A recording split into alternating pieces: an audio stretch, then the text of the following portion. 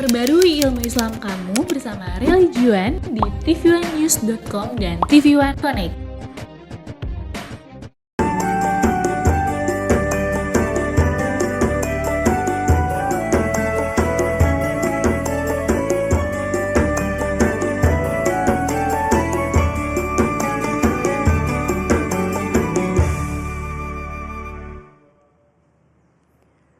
Assalamualaikum warahmatullahi wabarakatuh.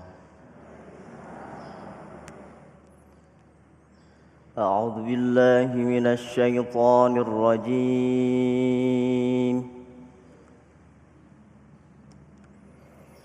Bismillahirrahmanirrahim.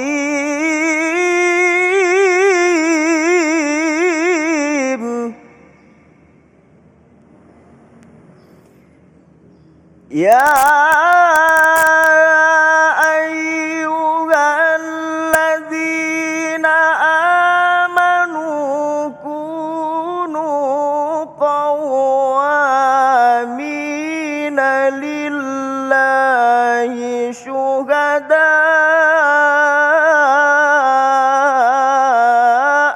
bil qist.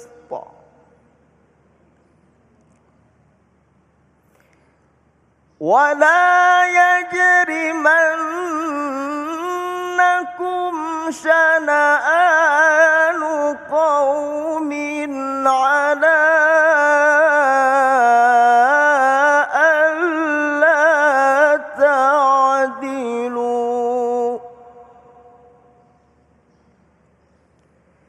اعدلوا هو أقرب للتقوى واتقوا الله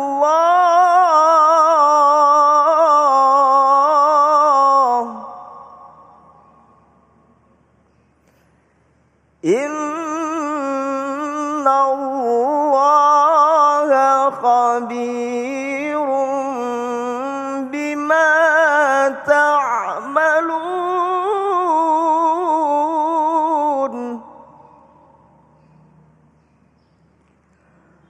وعد الله الذين آمنوا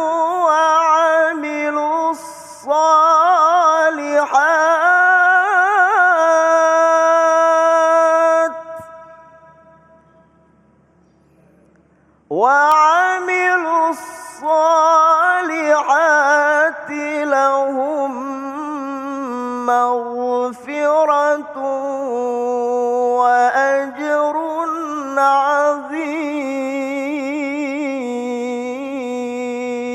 عظيم. صدق الله العظيم.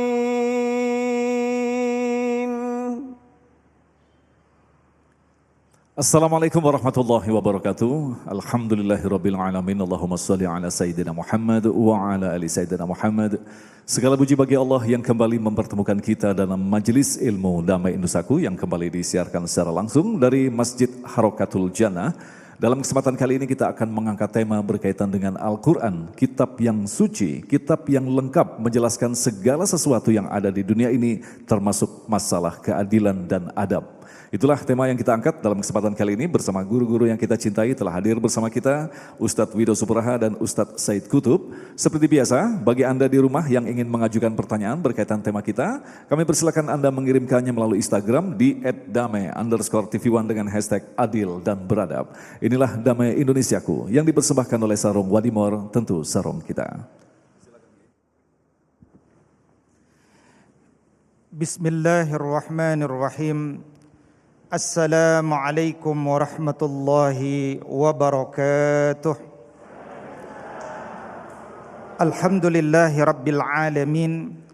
Wabihi nasta'inu ala umurid dunya waddin.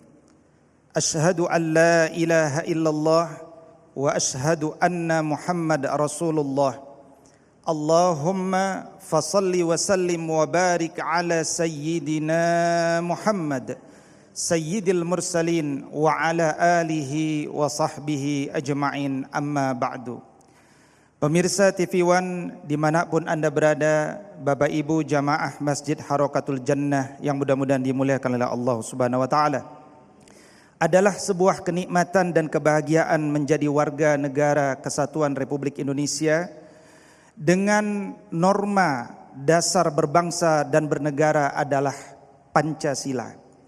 Dari 5 sila itu, kausa primanya adalah sila pertama, ketuhanan yang Maha Esa. Dari sila pertama inilah kita jadi tahu bagaimana berkemanusiaan yang adil dan beradab.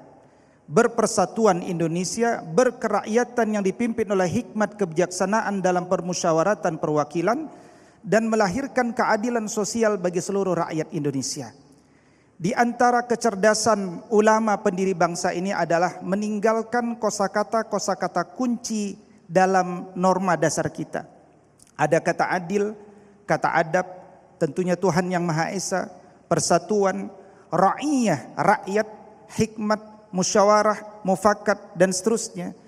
Yang itu tidak bisa ditafsirkan dan dikaji kecuali dari mana kosakata itu berada. Ketika kita berbicara adab, ternyata sangat berkaitan dengan Al-Quran. Ketika manusia berketuhanan yang Maha Esa, konsekuensinya pasti berkitab suci. Karena mereka yang mengaku bertuhan tapi tidak berkitab suci, dia sering disebut sebagai teistik agnostik. Aku percaya Tuhan tapi aku tidak mau diatur oleh Tuhan. Bagi umat Islam, kitab suci kita adalah Al-Quranul Karim. Al-Quran turun di bulan Ramadan, bulan yang penuh kemuliaan, 24 Ramadan, dan diturunkan 5 ayat pertama di 17 Ramadan. Kata Nabi sallallahu alaihi wasallam, "Inna hadzal Qur'an ma'dubatullah." Sesungguhnya Al-Qur'an yang 6.236 ayat, 77.439 kata atau 340.740 huruf ini, dia dihadirkan sebagai jamuan dari Allah Subhanahu wa taala. Kata Nabi sallallahu alaihi wasallam, "Al-adabu huwal Qur'an." Adab itu adalah Al-Quran itu. Maka cara kita membaca Al-Quran adalah bukan sekedar membaca lafaznya, meskipun begitu banyak pahala yang kita dapatkan dari setiap hurufnya. Tetapi hendaknya sebagaimana Quran surat Sad, surat 28 ayat 39, Allah katakan, "Kitabun anzalnahu ilaika mubarakun liyadabbaru ayatihi waliyatazakkara ulul albab." Kitab Al-Quran ini diturunkan kepadamu wahai Muhammad dengan penuh keberkahan untuk diapain? Ditadabburi, ditazakuri oleh orang-orang yang cerdas akalnya. Makanya mereka yang mendekati Quran dengan lafaz dan makna, mengkaji dan mentadaburinya, tidak akan menjadi teroris, tidak akan intoleran, tidak akan radikal secara politik. Tetapi sebaliknya, dia akan cerdas akalnya, bersih jiwanya, jasadnya kuat. Inilah seluruh makna adab ketika disampaikan oleh seluruh para ulama, diintisarikan oleh Syed Muhammad Naqib Al-Attas sebagai the discipline of body, mind, and soul. Bahwa adab itu adalah disiplin akal. Akalnya cerdas dengan bimbingan Al-Quran. Jiwanya bersih dengan latihan-latihan zikir dari Quran. Dan jasadnya kuat karena tahu ilmu untuk menguatkan jasad, karena jasad ini adalah kendaraannya jiwa. Bapak Ibu yang saya hormati, Nabi sallallahu alaihi wasallam mengatakan di dalam Al-Qur'an surah At-Tahrim surat 66 ayat ke-6 dengan firman-Nya, "Ya ayyuhalladzina amanu qu anfusakum wa ahlikum nara." Wahai orang-orang beriman, jagalah diri kalian, kemudian jagalah keluarga kalian, istri kalian, kemudian bersepakat suami dengan istri, berlanjut menjaga anak keturunan yang dititipkan kepada kalian, karena dengan cara itulah kalian akan dijauhkan dari api nerakanya Allah Subhanahu wa taala. Bercita-citalah masuk ke surga yang paling tinggi, yakni Jannatul Firdaus. Jangan pernah punya cita-cita meskipun sebentar untuk masuk ke nerakanya Allah Subhanahu wa taala. Apa tafsir jagalah diri dan jagalah keluarga kalian? Kata Sayyidina Ali karramallahu wajhah, makna jaga diri kalian dan keluarga kalian itu adalah addibuhum wa allimuhum. Biasakan adab, tanamkan adab, baru ajarkan ilmu. Kita hari ini Bapak Ibu banyak tergoda untuk mendorong anak kita punya banyak ilmu pengetahuan, tapi mereka tidak beradab. Kita lebih fokus menjadikan mereka tenaga kerja, tenaga terampil, tenaga ahli, dan itu buruh, tapi kita tidak pernah punya cita-cita untuk menjadikan mereka generasi yang beradab. Kata Nabi sallallahu alaihi wasallam, adab itu kedisiplinan, dibiasakan sejak kecil. Kata Nabi sallallahu alaihi wasallam, kebaikan itu datang dari Allah, tapi adab itu datang dari kedua orang tuanya. Tidak ada pemberian yang terbaik diberikan seorang ayah kepada anaknya kecuali adab yang terbaik. Karena itu kata Sayyidina Umar ibn al-Khattab, jangan engkau menjadi ayah yang durhaka, karena anakmu durhaka boleh jadi karena engkau sebelumnya telah menjadi ayah durhaka. Siapa ayah durhaka itu?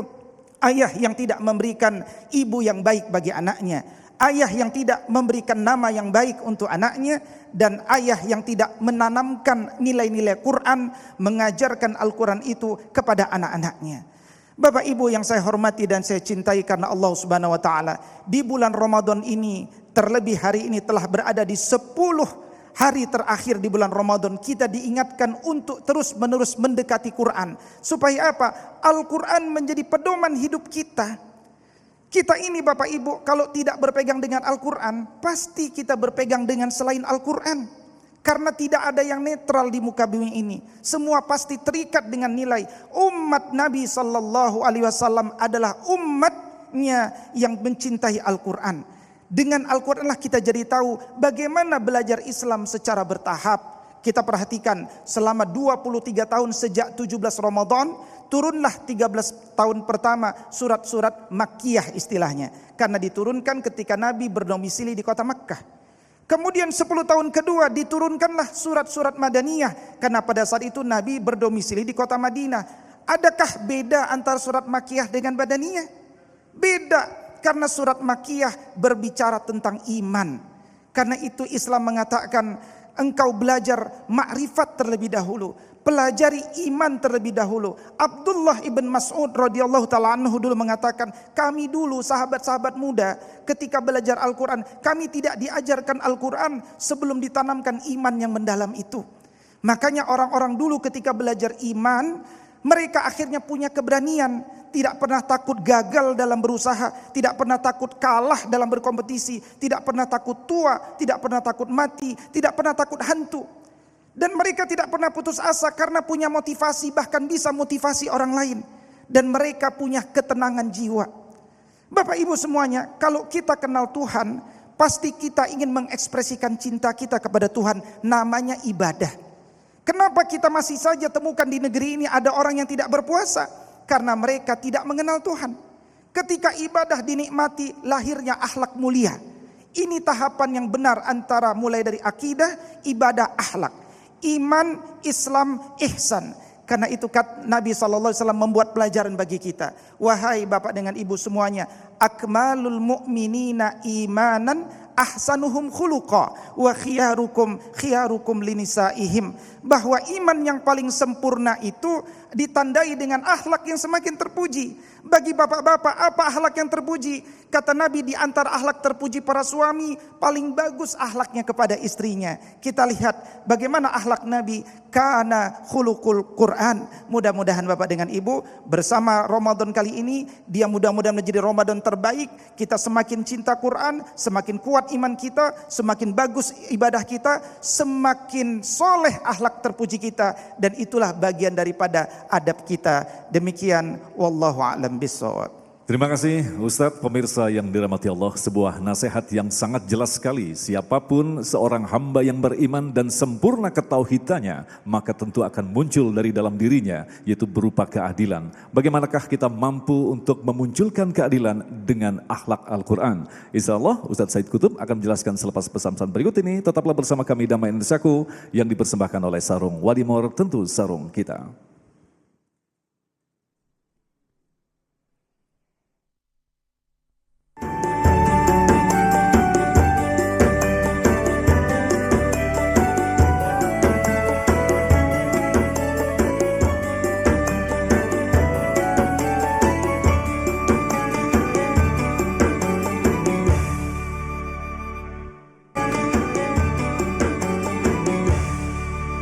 kasih pemirsa, Anda masih bersama kami Daman Saku yang mengangkat tema tentang Al-Quran melahirkan manusia adil dan beradab. Lantas bagaimanakah manusia adil dalam pandangan Al-Quran? Kami persilakan kepada Ustadz Said Kutub. Tafadhol.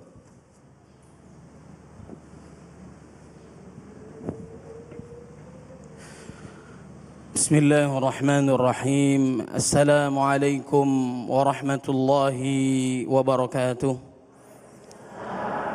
Alhamdulillahi rabbil alamin. Asyhadu an la ilaha illallah wahdahu la syarika lah. Wa asyhadu anna Muhammadan abduhu wa rasuluh. Allahumma salli wa sallim wa barik ala sayyidina Muhammadin wa ala alihi wa ashabihi wa insya'allahu man tabi'ahu bi ihsanin ila yaumiddin. Rabbi a'udzu bika min hamazatis syayatin wa a'udzu bika rabbi an yahdurun, amma ba'd. Faqala Allah Ta'ala fil Qur'anil Karim, a'udzu billahi minasy syaithanir rajim. Bismillahirrahmanirrahim. Ya ayyuhalladzina amanu kutiba 'alaikumus shiyam kama kutiba 'alal ladzina min qablikum la'allakum tattaqun. وقال النبي صلى الله عليه وسلم من صام رمضان إيمانا واحتسابا غفر له ما تقدم من ذنبه صدق الله العظيم وصدق رسوله النبي الكريم ونحن على ذلك من الشاهدين. Rasulullah sallallahu alaihi wasallam mengingatkan kepada kita, aku telah wasiatkan kepada kalian, manakala kalian memegangnya tidak akan sesat selama-lamanya, yaitu dua perkara. Laqad taraktu fikum amrayni lan tadillu abada ma in tamassaktum bihima, kitaballahi wa sunnata rasulih. Yang pertama adalah Al-Quran, yang kedua adalah sunnah hadis Nabi Muhammad sallallahu alaihi wasallam. Begitu pula di dalam surat Thaha ayat 123, 124, fa imma ya'tiyannakum minni huda faman ittaba hudaya fala yadhillu wa la yashqa wa man a'rada an dzikri fa inna lahu ma'isyatan dhanka wa nahsyuruhu yaumal qiyamati a'ma. Kalau kita mengikuti petunjuk Allah Subhanahu wa taala, maka tidak akan celaka selama-lamanya. Ini jaminan Allah Subhanahu wa taala dan baginda Nabi Muhammad sallallahu alaihi wasallam. Maka oleh sebab itu Bapak Ibu yang dimuliakan oleh Allah Subhanahu wa taala maupun para pemirsa TV One di mana saja berada, berpegang teguhlah kepada Al-Qur'an dan Sunnah. Apalagi Al-Qur'an diturunkan oleh Allah Subhanahu wa taala penuh dengan keberkahan. Wa hadza dzikrum mubarakun anzalna afa antum lahu munkirun. Apa kita mengingkari ayat-ayat Allah Subhanahu wa taala? Wa hadza kitabun anzalnahu mubarakun fattabi'uhu wattaqu la'allakum turhamun. Al-Quran diturunkan penuh dengan keberkahan dari Allah Subhanahu wa taala. Maka ikutilah Al-Quran itu dan bertakwalah kalian kepada Allah, niscaya kalian akan mendapatkan rahmat-Nya. Inna anzalnahu fi lailatin mubarakah inna kunna munzirin. Inna anzalnahu fi lailatul qadar. Al-Quran diturunkan di malam kemuliaan Lailatul Qadar yang lebih hebat daripada 1000 bulan. Turunnya di bulan Ramadan, syahrul Ramadan alladzi unzila fihi al-Quran. Sebagaimana yang kita ketahui, Al-Quran ini 30 juz, 114 surat, 6236 ayat. Harus kita berpedoman kepada Quran. Begitu pula dengan sunnah Nabi Muhammad sallallahu alaihi wasallam. Al-Quran ini Allah turunkan penuh dengan keberkahan. Kalau Allah turunkan Al-Quran ini kepada sebuah bulan, berubahlah bulan itu menjadi bulan yang sangat mulia, yaitu bulan Ramadan. Idza jaa Ramadan futihat abwabul jannah wa ghulqat abwabun nar wa suffidatis syayatin. Apabila datang bulan Ramadan, pintu surga dibuka seluas-luasnya, pintu neraka dirapat serapat-rapatnya dan dibelenggunya para setan. Suasana Ramadan juga berbeda. Siang hari Bapak Ibu ngelihat kecoa di bulan Ramadan ibarat kurma. Betul nggak Bu? Betul apa betul? Kalau kita lihat di bulan Ramadan itu bensin ibarat seperti sirup. Iklan di televisi banyak sirup, tandanya udah masuk bulan Ramadan. Nah, Ramadan ini penuh dengan keberkahan. Al-Quran diturunkan pula di bulan Ramadan, berubah menjadi bulan yang sangat mulia. Kemudian diturunkan dalam sebuah malam, berubah menjadi malam yang sangat mulia. Lailatul Qadri khairum min alfi syahr. Kemudian kalau Al-Quran diturunkan kepada malaikat, berubahlah malaikat itu menjadi Sayyidul Malaikah, malaikat Jibril alaihissalam.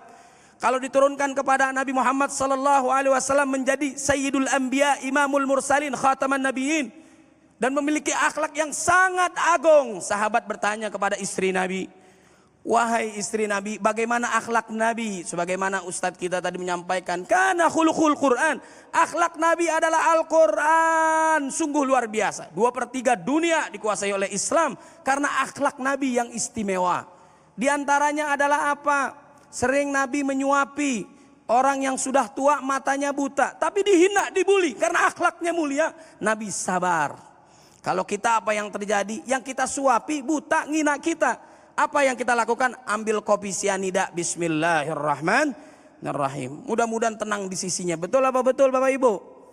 Itu bedanya kita dengan Nabi Muhammad sallallahu alaihi wasallam.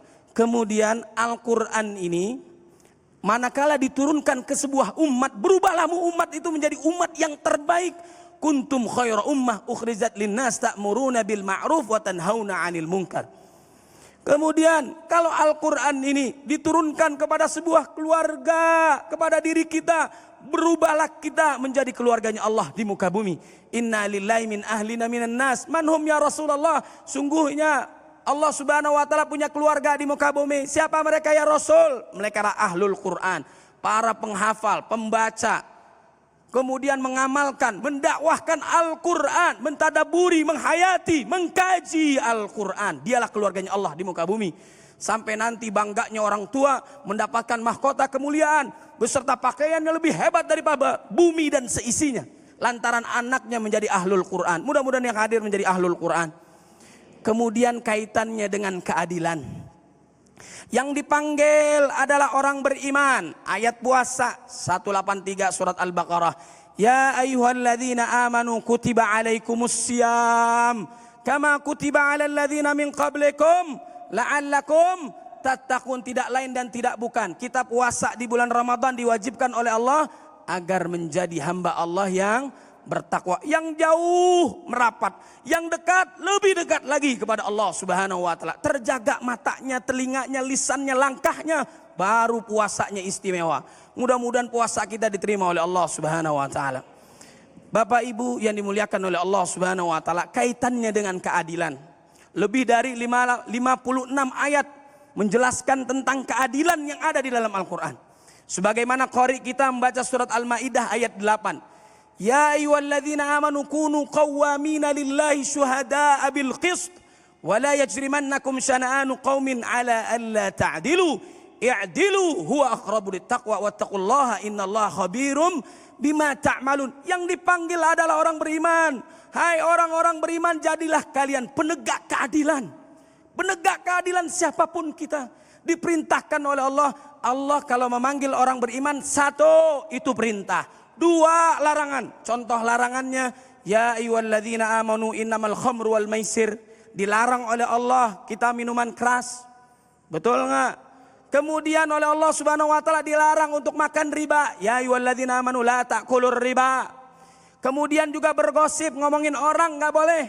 Biasanya kalau kita gibah ngomongin orang itu biasanya bapak-bapak. Betul enggak? Kalau ibu-ibu kan nonton bola. Ya ayyuhalladzina amanu ijtanibu katsiran minadh-dhann. Kemudian kita harus adil. Suami harus adil kepada istrinya, harus adil kepada anaknya, harus adil pada keluarganya. Yang terbaik adalah buat keluarganya. Khairukum khairukum li ahlihi wa ana khairukum li ahli. Kemudian dari lingkup yang kecil ini sampai yang paling besar, masalah negara, masalah kepemimpinan, ini sangat diperintahkan oleh Allah kita berlaku adil. Innallaha ya'murukum an tu'addul amanat ila ahliha wa idza hakamtum bainan nas an tahkumu bil adl. Kita harus amanah kalau jadi pemimpin, minimal di keluarga kita atau lingkup yang lebih besar.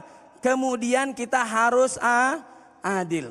Bapak Ibu yang dimuliakan oleh Allah Subhanahu wa taala, dahulu Di zaman Nabi Muhammad sallallahu alaihi wasallam, beliau menyampaikan ada orang-orang kafir Quraisy ya datang menghampiri Nabi Muhammad sallallahu alaihi wasallam bahwasanya ada orang yang mulia tapi melakukan kesalahan. Apa yang terjadi?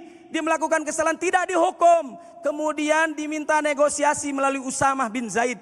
Bagaimana apa yang harus dilakukan? Kemudian disampaikan kepada Nabi Muhammad SAW yang tadinya Nabi sangat cinta, sangat rindu, sangat sayang kepada sahabat ini. Kemudian dia menyampaikan agar diberikan kemudahan bagi orang yang kaya terpandang ini agar tidak dihukum. Kata Nabi Muhammad SAW, dahulu umat terdahulu diazab oleh Allah lantaran kita tumpul kepada orang yang kaya, orang yang terhormat, tapi tajam kepada orang yang bawah. Naudzubillah min dzalik. Kata Nabi sallallahu alaihi wasallam, "Lau anna Fatimata saraqat laqata'tu yadaha." Sekiranya Fatimah binta Muhammad yang aku sayangi melakukan pencurian, niscaya aku yang akan memotongnya sendiri. Mudah-mudahan kita menjadi orang-orang yang menegakkan keadilan. Wallahu a'lam bishawab. Masya Allah, pemirsa yang dirahmati Allah, luar biasa sekali junjungan kita, guru kita, kekasih kita Nabi Muhammad SAW telah menunjukkan contoh yang ideal. Tetapi ternyata dalam kenyataannya kita sebagai pengikutnya begitu banyak masalah yang kita hadapi lantaran kurangnya ilmu dalam memahami keadilan dan adab. Insya Allah dalam segmentasi selanjutnya nanti kami persilakan kepada para jamaah, ibu-ibu dan bapak-bapak yang ada di Masjid Harokatul Jannah sekaligus pemirsa untuk menyampaikan pertanyaan melalui Instagram. Untuk itu kita akan jawab selepas pesan-pesan berikut ini. Damai Indonesiaku.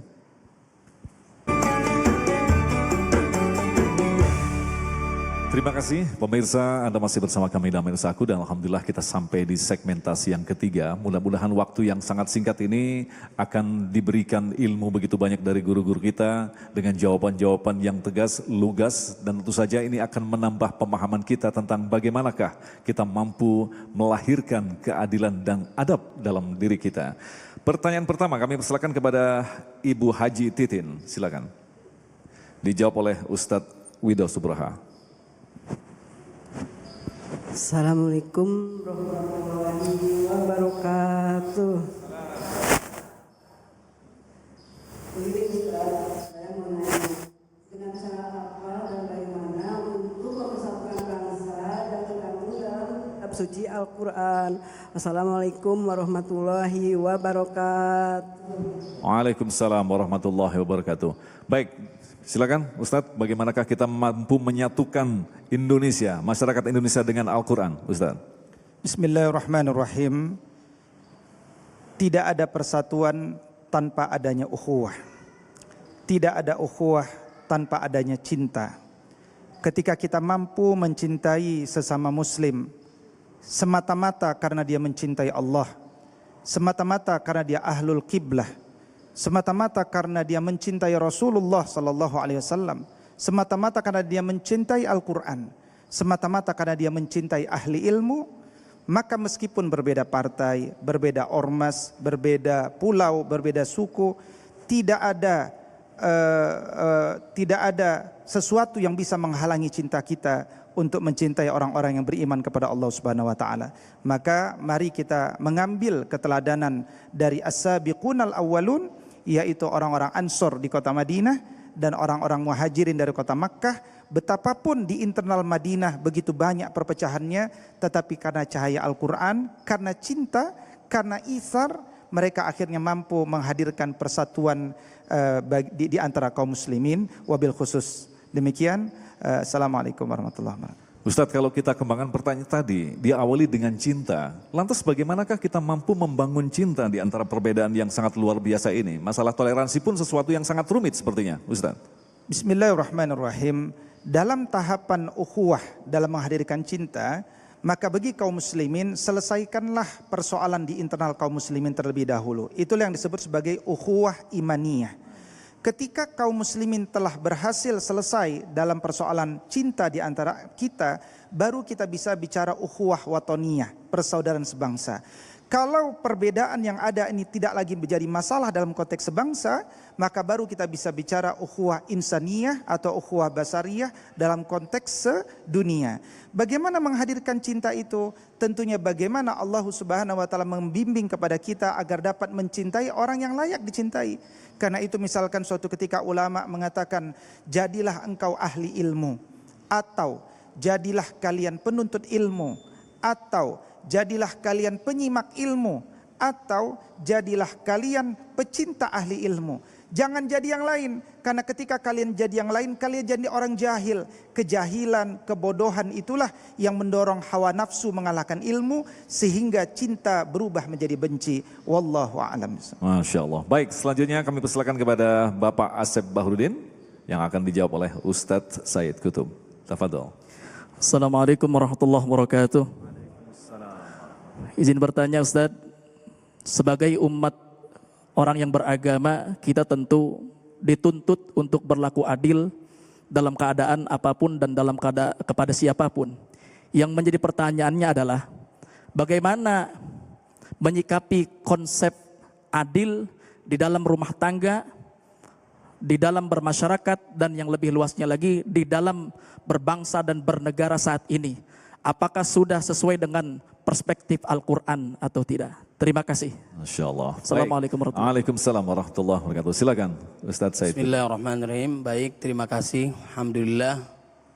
Jadi memang kita diperintahkan oleh Allah Subhanahu wa taala, "Qul amara rabbi bil qist." Kita diperintahkan oleh Allah untuk menegakkan keadilan dari lingkup kecil sampai lingkup yang paling besar. Kalau ayah tidak sanggup adil, cukup satu saja istrinya. Betul Bunda? Wah, ini semangat luar biasa. Tapi kalau sanggup adil, saya nggak jawab, yang jawab Bunda ya. Itu juga dijelaskan di dalam Al-Quran, surat An-Nisa ayat 3. Wa in khiftum alla tuqsitu fil yatama fankihu ma taba lakum minan nisa. Jarang kita berhentinya masna atau wasulath, tapi berhentinya waruba, tanda wakafnya Ustadz ya. Jadi 2, 3, 4. Bunda jangan marah ya, saya menyampaikan ayat ya. Fin khiftum alla tuqsitu fil yatama fankihu ma taba lakum minan nisa. Wa in khiftum alla tuqsitu fil yatama fankihu ma taba lakum minan nisa masna wa thulatha wa ruba.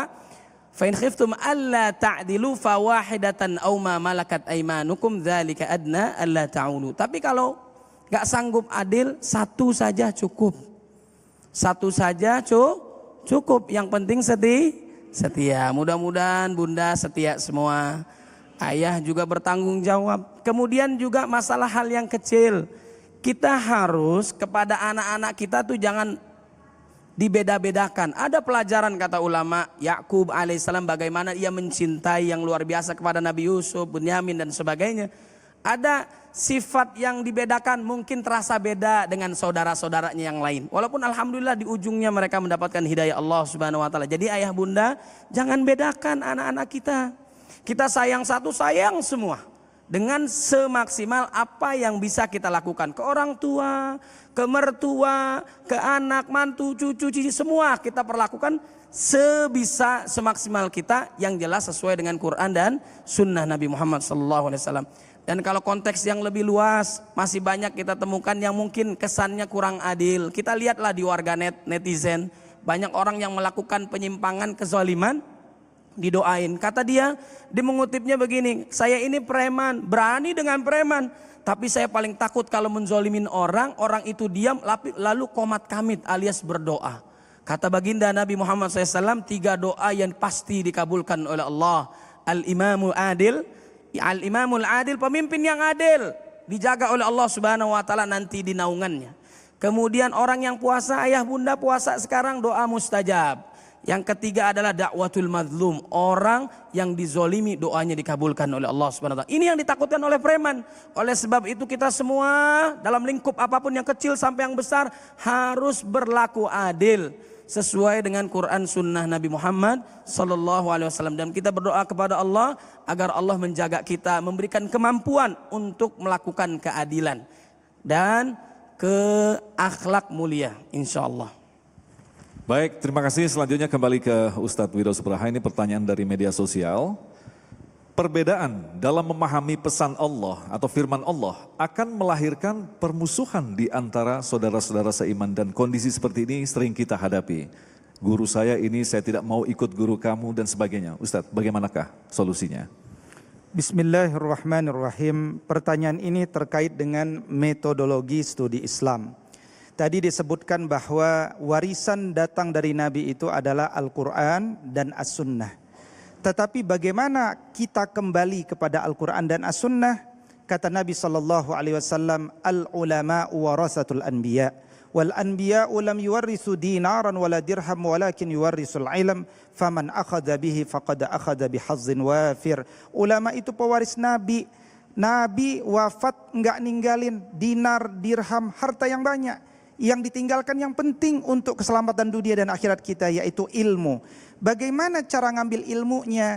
Kata Nabi, barang siapa yang mengambil ilmu itu dari lisan para ulama, maka dia telah mengambil bagian yang banyak. Artinya Bapak Ibu, kalau Bapak Ibu ngambil ilmu langsung dari terjemah Al-Quran, langsung dari terjemah As-Sunnah, dapat juga, tapi dapatnya sedikit.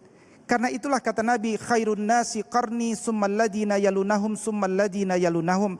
Sebaik-baik generasi adalah generasiku, kemudian sesudahku, kemudian sesudahku. Mereka disebut sebagai generasi salafus saleh. Berapa banyak jumlahnya? Ratusan ribu jumlahnya. Tidak ada hak sama sekali bagi kita memilih dan membuang di antara orang-orang soleh yang sudah digaransi oleh Nabi SAW. Maka satu saja orang dari salafus soleh yang bisa saya angkat, misalkan Al-Imam Nu'man bin Thabit Abu Hanifah, lahir tahun 70 Hijriah, wafat tahun 150 Hijriah. Beliau dalam hidupnya memiliki 4.000 guru. Menunjukkan beliau tidak pernah cukup dengan satu guru. Tapi beliau juga punya satu guru yang sangat beliau cintai. 17 tahun berguru dengan Hammad bin Abu Sulaiman, sampai punya anak pun namanya Hammad bin Abu Hanifah. Tetapi begitu kecintaannya pada ilmu membuat dia tidak pernah mencukupkan hanya dengan satu guru. Kenapa? Karena kalau kita punya banyak guru, yang untung kita karena kita mendapatkan berbagai perspektif. Karena itu mereka yang banyak piknik, banyak berjalan-jalan keliling daerah, banyak membaca karya, banyak guru, maka wawasannya menjadi luas. Dia musaqqaful fikr, dia memiliki wawasan yang luas. Wawasan luas itulah di antara sebab kenapa seseorang itu emosinya stabil, dia mencintai persatuan, dia tidak mudah intoleran dengan perbedaan. Berbeda adalah sebuah keniscayaan, tapi Islam mengajarkan kepada kita bagaimana menyikapi perbedaan itu sehingga melahirkan rahmat. Wallahu a'lam. Nah Ustadz, kalau kita perhatikan zaman dulu mungkin sebagai seorang murid kita harus menuju ke daerah tertentu berbulan-bulan hanya untuk mencari sanad. Tapi kita justru dihadapkan pada dunia modern yang difasilitasi dengan teknologi media sosial dan sebagainya. Ini sangat berbahaya sekali bagi kita yang begitu mudahnya merasa paling berilmu. Contohnya YouTube dan sebagainya. Lantas bagaimanakah kita harus berguru dalam posisi seperti ini Ustadz? Bismillahirrahmanirrahim. Tentunya dalam kondisi teknologi hari ini, adanya teknologi memudahkan kita untuk mendapatkan pengetahuan. Apakah dia menjadi ilmu? Belum tentu. Banyak orang berpengetahuan tapi dia tidak tunduk kepada Allah Subhanahu wa taala. Banyak orang yang mengetahui tapi dia bertindak di luar pengetahuannya. Berarti dia belum berilmu. Karena itu kata Nabi, karena itu Allah Subhanahu wa taala berfirman, "Innama yakhsyallaha min ibadihil ulama." Ulama itu orang yang tunduk hatinya kepada Allah Subhanahu wa taala. Karena itu betapapun yang namanya pembelajaran virtual, belajar YouTube dan seterusnya, dia baik-baik saja karena ada banyak pengetahuan, tapi ada satu persoalan. Kita jadi enggak tahu dari mana kita harus belajar terlebih dahulu. Kita tidak tahu seperti apa tahapan-tahapan belajar. Kita jadinya pengen cepat. Bapak Ibu, makanan instan baik atau tidak? Makanan yang terbaik adalah yang dimasak oleh ibu-ibu di dapur dengan proses. Karena itu belajar itu tulus zaman, waktunya lama. Bahkan dalam mazhab Syafi'i, ulama-ulama dulu meyakini bahwa bersabar dalam kehinaan menuntut ilmu, engkau akan mulia ketika mengajarkan ilmu. Kata, kembali saya kutip salah satu pendapat, yaitu Nu'man bin Thabit Abu Hanifah. Beliau, apa sih resepnya ketika kenapa Abu Hanifah ini jadi ulama besar, disegani? Ternyata keinginan dalam proses itu bukan ngejar ilmu. Dalam salah satu pesannya beliau mengatakan, al-hikayatu wa mujalasatihim ahabbu ilayya min katsirin minal fiqhi li'annahu adabul qaumi wa akhlaquhum. Duduk-duduk sama ulama, dengerin cerita-cerita kisah para ulama. Ulama nggak pernah bohong, ulama nggak pernah bersumpah palsu. Lebih aku sukai daripada berlama-lama belajar fikih, karena dari duduk-duduk dengan ulama dapat kisah itu, aku belajar adab dan akhlak dari suatu kaum. Ketika mereka mengejar adab, justru dia jadi berilmu. Ketika kita mengejar pengetahuan, saya khawatir ilmu itu justru dijauhkan daripada kita. Saya tutup dengan satu pesan dari Imam Nawawi dalam At-Tibyan. Jangan seperti air yang mengalir, karena air tidak pernah mengalir ke tempat yang lebih tinggi. Ilmu tidak pernah sampai kepada orang yang punya tujuan keliru, tidak tujuan tinggi meraih ridha Allah Subhanahu wa taala. Masya Allah, luar biasa sekali. Terima kasih. Kita akan lanjutkan lagi untuk menjawab pertanyaan-pertanyaan Anda selepas pesan-pesan berikut ini. Tetaplah bersama kami, Damai Indonesiaku, yang dipersembahkan oleh Sarung Wadimor, tentu sarung kita.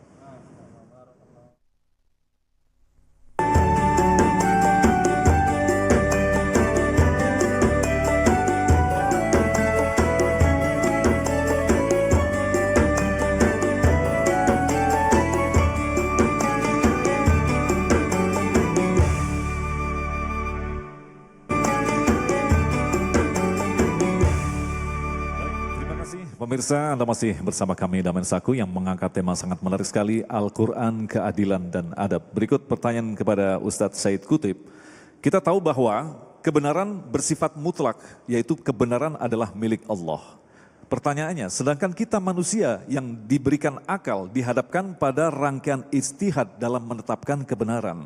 Sementara kita hadapi yang saat ini adalah kebenaran itu bersifat ada gradasi, jadi tidak pas begitu. Lantas bagaimanakah kita menetapkan kebenaran yang diinspirasikan dari Al-Quran? Ustaz Said Kutub.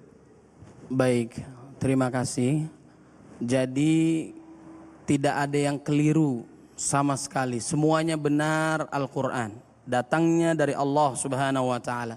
Begitu pula wahyu dia sampaikan dari Nabi Muhammad sallallahu alaihi wasallam, wa ma yantiqu 'anil hawa in huwa illa wahyu yuha.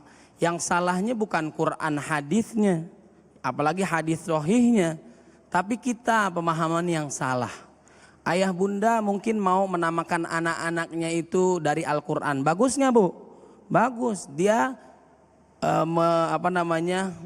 secara acak dibuka itu Al-Quran, pertama kali yang dilihat itu adalah nama anaknya. Bagus nggak? Jahannam. Ada nggak Jahannam di dalam Quran? Ada.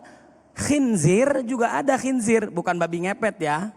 Khinzir, babi ada di dalam Al-Quran. Qarun, Fir'aun, Haman, itu contoh-contoh yang buruk. Yang salah siapa? Kitanya yang nggak paham. Ada contoh terbaik para nabi, Abul Anbiya, Nabi Ibrahim alaihissalam, Nabi Muhammad sallallahu alaihi wasallam, Maryam dan seterusnya. Kitanya pahamnya keliru dan salah. Makanya saya menambahkan, Ustadz Wido tadi menyampaikan, selain kita belajar itu watuli zamanin, itu sebagaimana Imam Ali radhiyallahu an menyampaikan bahwasanya ala lan tanalal ilma illa bisittatin. Kalian akan mendapatkan ilmu tuh minimal ada 6 caranya. Sa'unbika an majmu'iha bibayanin. Saya akan menyampaikan, kata Imam Ali, yang pertama adalah zakain. Kita bangun kecerdasan, kita belajar kecerdasan spiritual, emosional, intelektual dan seterusnya, kerja keras, kerja tangkas, kerja cerdas dan sebagainya. Kemudian wahirsin, kesungguhan dalam belajar.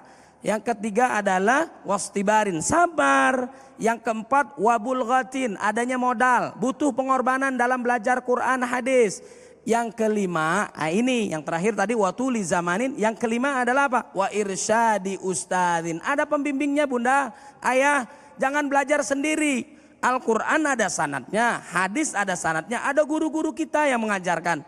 Ada pembimbingnya, anak-anak silahkan menghafal, tapi nanti distorkannya ke gurunya. Kita belajar apapun yang membuat kita takut taat kepada Allah Subhanahu wa taala. Nah, kaitannya dengan adab, Ibnul Mubarak menyebutkan bahwa kami belajar adab itu 30 tahun lamanya. Bagaimana membangun karakter, akhlak mulia, pribadi yang dahsyat. Kemudian kami baru belajar tuh 20 tahun ilmu. Akhlak dulu, adab dulu. Dibangun dengan pengetahuan, lahirlah adab.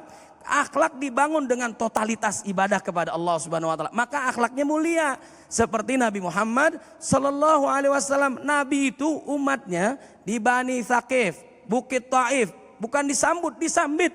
Bayangkan, justru Nabi bedanya adalah apa dengan kita? Allahumma hdi qaumi fa innahum la ya'lamun. Ya Allah, jangan biarkan mereka mendapatkan kesesatan. Mereka tuh nggak tahu. Sungguhnya mereka tidak tahu. Berikanlah hidayah kepada mereka. Apa yang terjadi? Sekarang di Taif 100% semuanya beriman kepada Allah Subhanahu wa ta'ala. Wallahu a'lam. Nah Ustadz, adab sendiri itu memang bawaan daripada garis DNA kita, keturunan-keturunan kita, atau memang dibentuk keaslian dari dalam diri kita Ustadz? Baik, jadi al-ulama warathatul anbiya. Tadi guru kita menyampaikan. Jadi para pewaris Nabi itu ulama. Intinya adalah semakin dia belajar membuat dirinya takut kepada Allah Subhanahu wa ta'ala. Kemudian adab itu lahir dari diri sendiri enggak? Dibangun atau enggak? Bahwasanya semua yang baru dilahirkan dalam keadaan fitrah. Yang menyebabkan dia bukan Islam ataupun Islam adalah orang tuanya. Yang jelas itu hidayah dari Allah Subhanahu wa ta'ala. Kemudian kita bangun. Orang tua tidak mewariskan kesolehan kepada anak. Beda tadi ulama warathatul anbiya. Orang tua tidak mewariskan kepada anak. Kita mengajarkan anak Quran, hadis, sholat, baca Quran, bagaimana wudu yang baik, bagaimana akhlak yang baik. Itu aja belum tentu dia baik. Apalagi nggak diajarin, pasrah, habis sudah. Makanya kita berdoa kepada Allah, bunda, ayah, jangan lupa doain anak-anak kita menjadi anak yang saleh.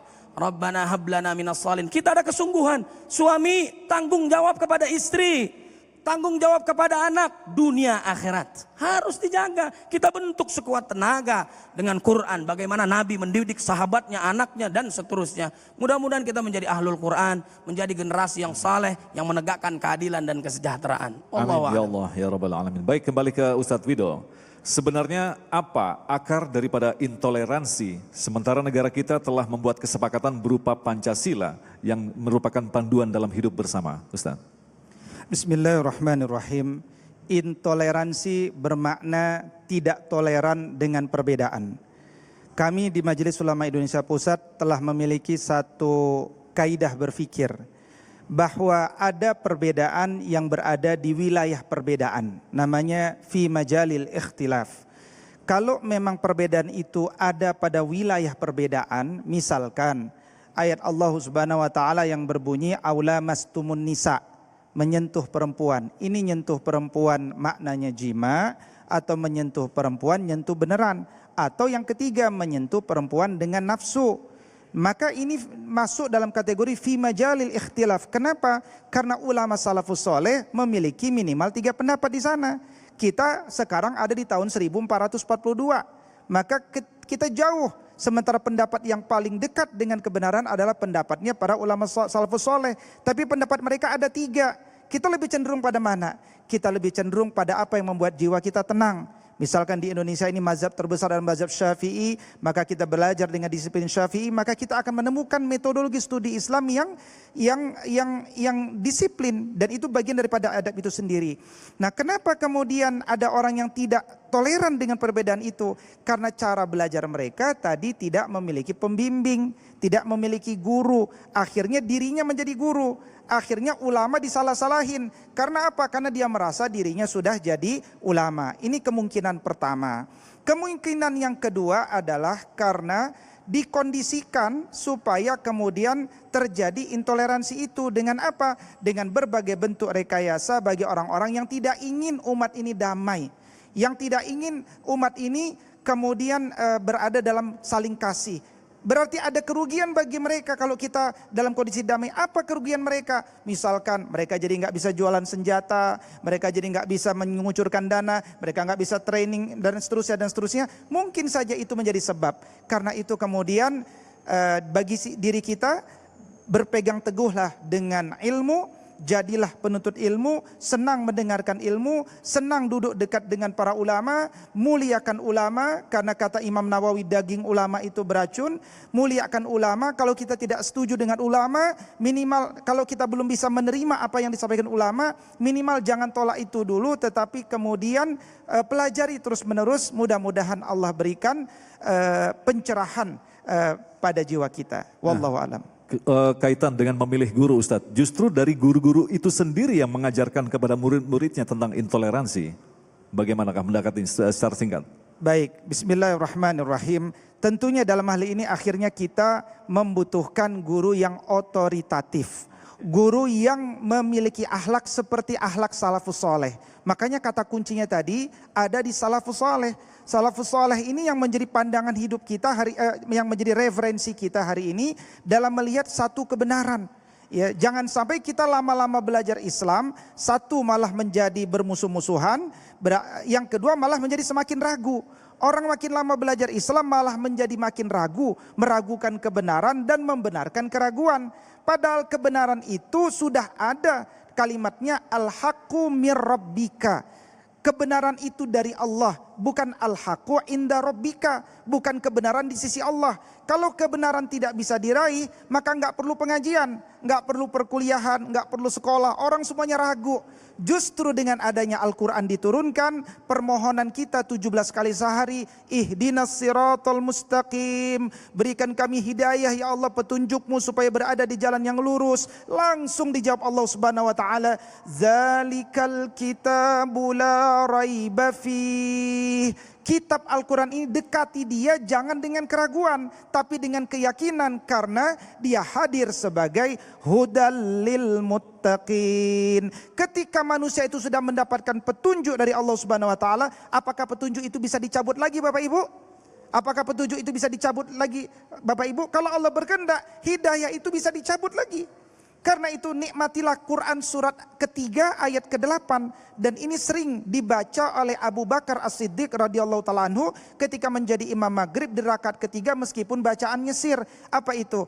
Rabbana la tuzigh qulubana ba'da idh hadaitana wa hab lana min ladunka rahmah innaka antal wahhab. Ya Allah, jangan palingkan kami kembali setelah Engkau berikan kami hidayah ya Allah Subhanahu wa taala. Karena hidayah itu mahal, karenanya kalau kita waktunya sedikit cuma diminta satu permintaan, tidak ada permintaan yang lebih baik daripada ihdinas siratal mustaqim. Masya Allah, luar biasa sekali. Terima kasih Ustadz. Dari apa yang telah disampaikan tadi, guru-guru kita telah memberikan kembali penyegaran kepada kita. Mudah-mudahan ini menjadi bahan kita untuk tidak pernah lelah mengoreksi pemahaman kita tentang masalah keadilan dan adab. Kita akan kembali selepas pesan-pesan berikut ini. Damai Indonesiaku. Demikian pemirsa Damai Indonesiaku untuk hari ini, dan insya Allah besok di Selasa 4 Mei kami akan menghadirkan Habib Ahmad Al-Kaf dan Ustadz Ahmad Khan, Agung Izul Haq dan kerabat kerja acara ini. Dan tentu saja Sarung Wadimor, tentu sarung kita mengucapkan terima kasih atas perhatian Anda. Sampai jumpa besok. Assalamualaikum warahmatullahi wabarakatuh. Baik, mari jamaah semua dan juga para pemirsa TV One di mana saja berada. Mari kita aminkan doa-doa kita, doa orang yang sedang puasa mustajab, dikabulkan oleh Allah Subhanahu wa taala. Astaghfirullahalazim. Alhamdulillah rabbil alamin, hamdan yuafi ni'amahu wa yukafi mazidah. Ya Rabbana lakal hamdu yanbaghi li jalalika wajhika wa 'azimi sultanik. Allahumma salli ala sayyidina Muhammad wa ala ali sayyidina Muhammad. Ya Allah ya Rabbana, jadikanlah kami semua menjadi ahlul Quran. Jadikanlah kami hamba-Mu yang taat kepadamu. Jadikan kami hamba-Mu yang takwa. Jadikan kami hamba-Mu yang adil. Jadikanlah kami hamba-Mu yang beradab, yang memiliki akhlak sebagaimana baginda Nabi Muhammad sallallahu alaihi wasallam. Jadikanlah negeri kami baldatun thayyibatun wa rabbun ghafur. Jadikanlah hakim kami yang menegakkan keadilan. Jadikanlah pemimpin kami yang amanah, yang diberkahi oleh Allah Subhanahu wa taala. Ya Rabbana, ampunilah dosa-dosa kami, dosa ayah ibu kami, dosa kakek nenek kami, dosa anak kami, dosa cucu kami, dosa guru-guru kami, dosa pemimpin kami ya Allah ya Rabbana, dosa guru-guru kami ya Allah. Ya Allah ya Rabbana, yang masih hidup panjangkanlah usianya dalam ketaatan kepadamu. Bagi mereka yang sudah wafat, jadikanlah kuburannya raudhah min riyadil jannah, taman di antara taman surgamu. Allahumma ij'alna wa ahlana min ahlil Qur'an hafadhah الذين هم أهلك وخاصتك. اللهم اجعل أولادنا أولادا صالحين حافظين للقرآن والسنة فقهاء في الدين مباركا حياة في الدنيا والآخرة. اللهم إنا نعوذ بك من البرص والجنون والقرانة ومن سيء الأسقام. اللهم ادفع عنا الغلاء والبلاء والوباء والفحشاء والمنكر والسيوف المختلفة والشدائد والمحن والفتن والطاعون ما ظهر منها وما بطن عن بلدنا هذا خاصة وعن بلدان المسلمين عامة، إنك على كل شيء قدير. ربنا ظلمنا أنفسنا وإن لم تغفر لنا وترحمنا لنكونن من الخاسرين. ربنا اغفر لنا ولوالدينا وارحمهم كما ربونا صغار. ربنا آتنا في الدنيا حسنة وفي الآخرة حسنة وقنا عذاب النار. سبحان ربك رب العزة عما يصفون، سلام على المرسلين والحمد لله رب العالمين.